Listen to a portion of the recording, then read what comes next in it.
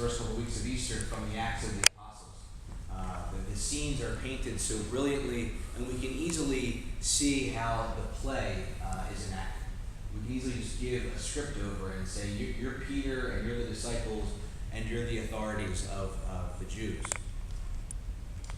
But what's interesting in this particular scene, perhaps maybe why it's so easy for us to imagine, is because this scene plays out, unfortunately, time and time again in our own lives.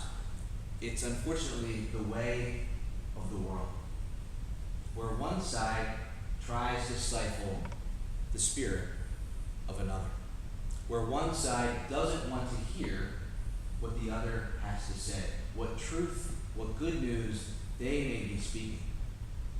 And so they cut them out, shut them off, perhaps even try to imprison them. And as we see in these scenes, none of that seems to work with God and God's people. None of that seems to work with the good news, which will eventually get out. Even after being imprisoned, that good news that was preached by Peter and the others was able to get out.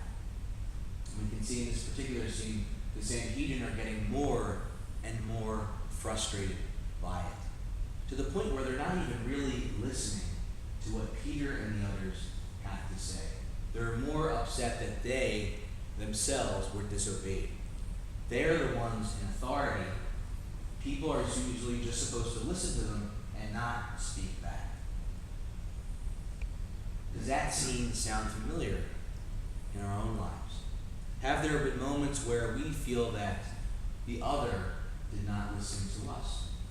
Perhaps our own spirit was stifled, where we were trying to speak the truth, and perhaps either it was miscommunicated or misheard.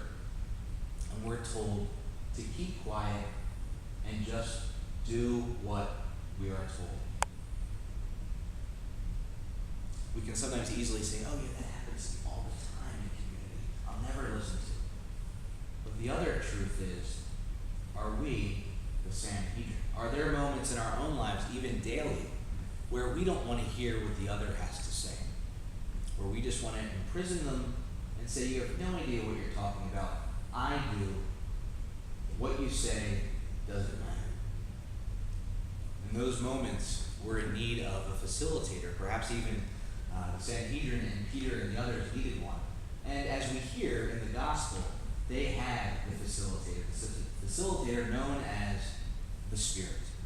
The Holy Spirit, whom we hear said in the gospel, whose gift is not rational. It is freely given to all who want to receive it. In those moments where it seems that we are not listening to each other, where we are stifling the Spirit, or really the Holy Spirit, alive in another person, perhaps we need to take a moment to really be in quiet and listen to what is really being spoken, and not necessarily quickly try to imprison the other and shut them down.